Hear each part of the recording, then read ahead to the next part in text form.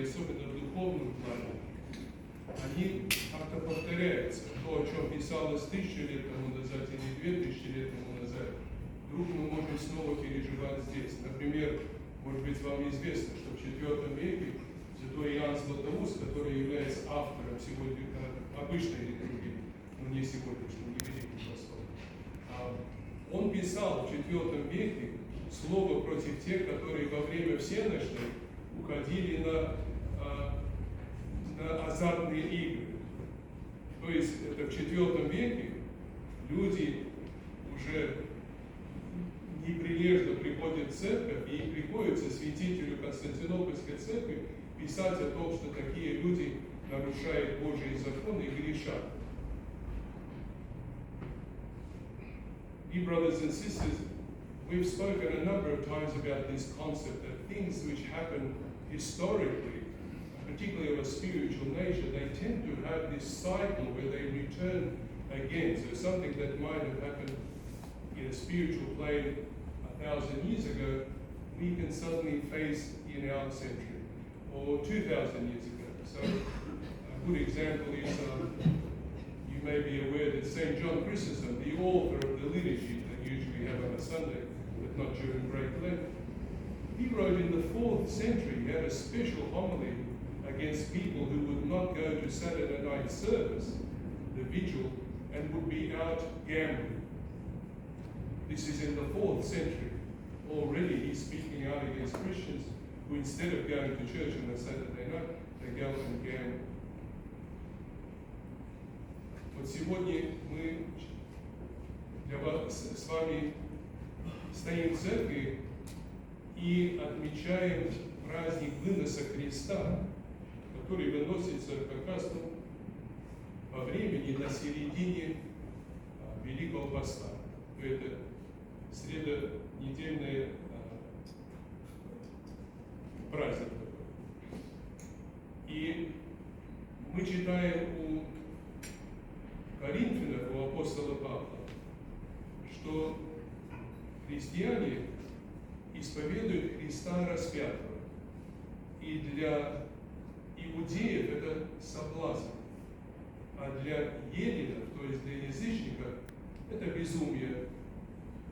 А для тех, кого Бог призвал, это сила Божья, это благодать Божья. Вот мы сегодня стоим в церкви. Церковь предлагает нам крест для утешения и вдохновения, потому что уже вот половина Великого Поста прошла, и церковь говорит каждому, если ты постился это время, первую половину поста, то это хорошо. Теперь не унывай, потому что еще осталось только половина до Пасхи. А с другой стороны, если ты еще не постился, то стыдно тебе должно быть. Вот крест, образ креста, давай тогда возьмись за дело сейчас, пока не поздно, и вторую половину проведи как достойно православному христианину. We are gathered here at church today because it is the middle of Great Lent. And at this service, the cross is brought out for us. And in the epistle of the Apostle Paul to the Corinthians, he writes this. He says that we confess Christ crucified. And for the Jews, this is a temptation. For the Hellenics, the pagans, this is madness. But for those whom Christ has called, this is the strength of God and His grace. Вот мы сейчас в церкви, перед нами крест. Святая Церковь предлагает крест именно в это время. We're in the church now, and it is the middle of Great Lent, and the Holy Church offers us the cross during this time in order to say to us that if you have been fasting for the first half of Lent, then this is a good thing. Don't give up now, don't lose hope, because there's only half of Great Lent left. But if you have not been fasting properly for this first half. Then shame on you, this church state. Look at the cross. Make sure that you spend the second half of Lent the way that is worthy of an Orthodox Christian. И вот мы стоим в церкви сегодня, и для нас крест – это крепость Божья, это Его благодать. Но вокруг нас люди, для которых это соблазн и безумие. Прошло 2000 лет, и ничего не поменялось. То есть то же самое. Потому что Бог-то остается всегда Богом. К сожалению, в истории и грешной человеческий род, он тоже не меняется, а порой даже хуже становится. And so, we are standing in church today before the Holy Cross. And for us, this is an inspiration. This is the strength of God and in His grace. But we are surrounded by people for whom this is a temptation and it's madness for them. So 2,000 years have gone by and nothing has changed. The Apostle Paul wrote back then, he could write about it today, it would mean exactly the same thing. So, God does not change, He remains God forever. But the problem is that broken, fallen mankind doesn't want to change either.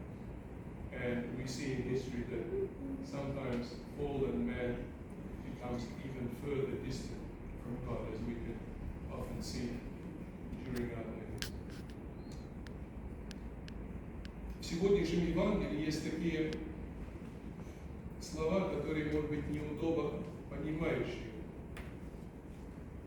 «Иже аще хочет душу свою спасти, погубит ее.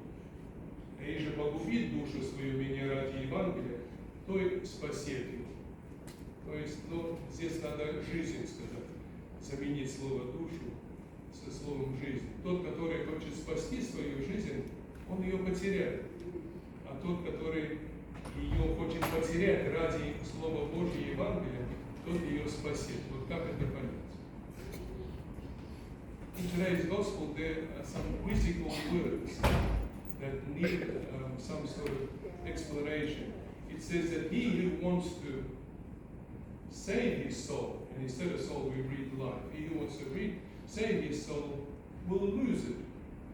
But he who wants to lose his soul for the sake of my word and the gospel, Christ says, he will save it. This is an interesting way of writing this down. What does it actually mean? Это можно проиллюстрировать чисто светским примером. Вот вы, наверное, знаете, что до Рождества Христова в VI веке был такой один философ Пифагор. И он был и философом, и математиком, и астрономом. И он, каждый человек, который проходил математику в средней школе, он о нем знает, потому что есть вот разные там доказания и теории. И вот он для своих учеников придумал такую очень интересную вещь. Это называется чаша или кружка Пифагора. Вот он дает своим ученикам, которые любили там повеселиться, выпить вина, и он дает им кружку. И кружка, там есть черточка, до которой можно наливать вино. Они наливают вино, а каждый думает, я себе чуть-чуть побольше налью. Вот до черточки он нальет, и все, он может спокойно выпить. Как только он перешел черточку, все вино выливается из чаши, изнизу. Просто такая интересная, такое его было изобретение. У меня даже есть такая чаша, потому что ее погреть в любом сувенирном магазине можно купить. Вот чаша Пифагора. Вот понимаете, какой смысл? Если человек делает в меру, то все хорошо. А как только он переходит эту меру, он может не только не получить то, что он хотел, а потерять все. Вот подумайте, вот какое значение это имеет в духовном плане. I would like to illustrate this with a completely secular example. Most of you would know that before the time of Christ, in the 6th century BC, there was a philosopher named Pythagoras.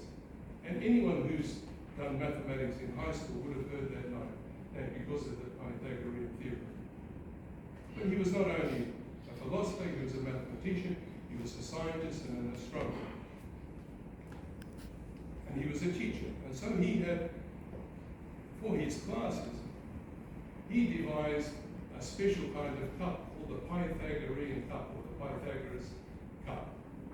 And he would give it to his students, and his students liked to revel on their days off from study, and they would like to drink wine, and so he would give them a cup and wine. And there would be a line inside the cup that you could pour the wine into. And when the wine would reach that line, you could just happily drink it.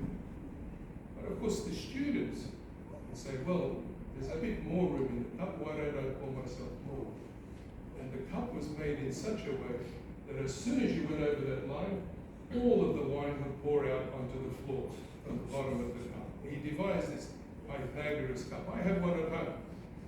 Anywhere in Greece you can buy them in every souvenir shop. Pythagoras cup. It's a very, very interesting contraption. But can you see the meaning of it that he was trying to teach his students? And look at the spiritual context of this if we want to apply to today's gospel. Вот посмотрите, какое духовное значение. Христос говорит, что если ты хочешь спасти свою жизнь, а что значит спасти свою жизнь?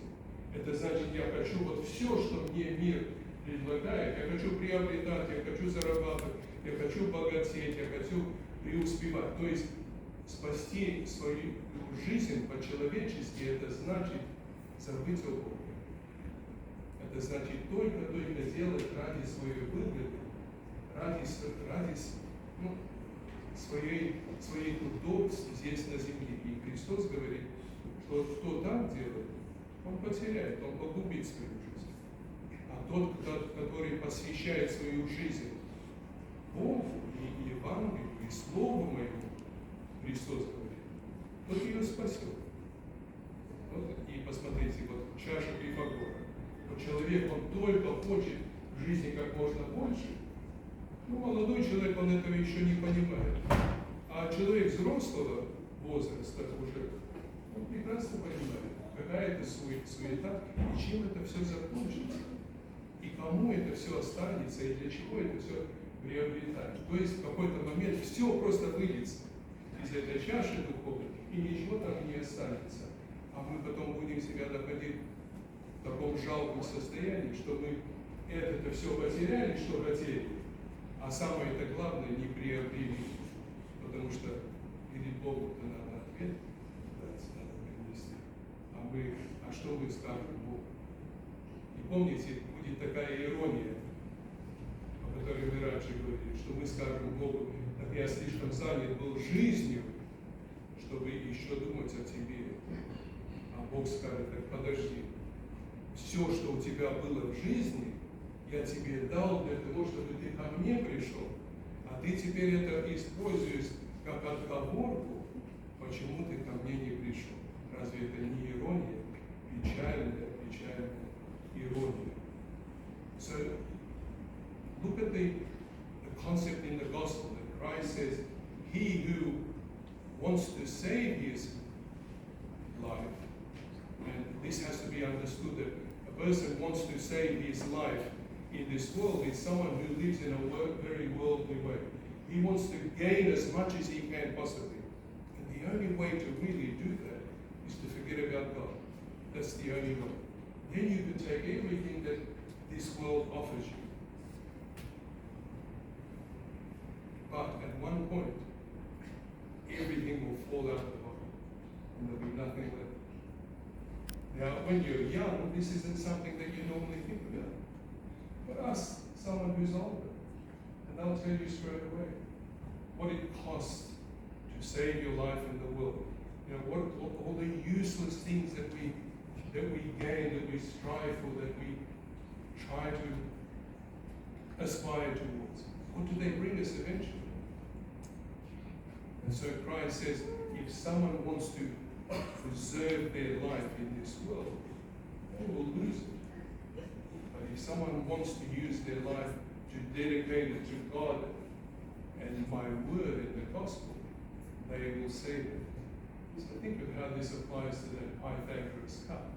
A time will come in our lives when we may lose everything because we've just gone over. We haven't found that balance in our life spiritually, and we've diverted too much of our attention to earthly things. And then we will find ourselves in that terrible, ironic situation. We will stand before God as we must, and we will say, God, I could not come to you or think about you enough because I had too much in life.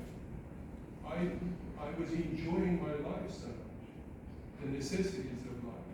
And the irony will be that God will say, but just a minute, I gave you all of that. I gave it so that you become closer to me. And now you're using that as the excuse why you couldn't come close to me. Is that not a tragic irony? It's the worst kind of irony. Я думаю, что, братья и сестры, вы согласитесь, что такое объяснить чисто светскому человеку, это очень сложно. Но мы православные люди, и для нас это все имеет другое значение.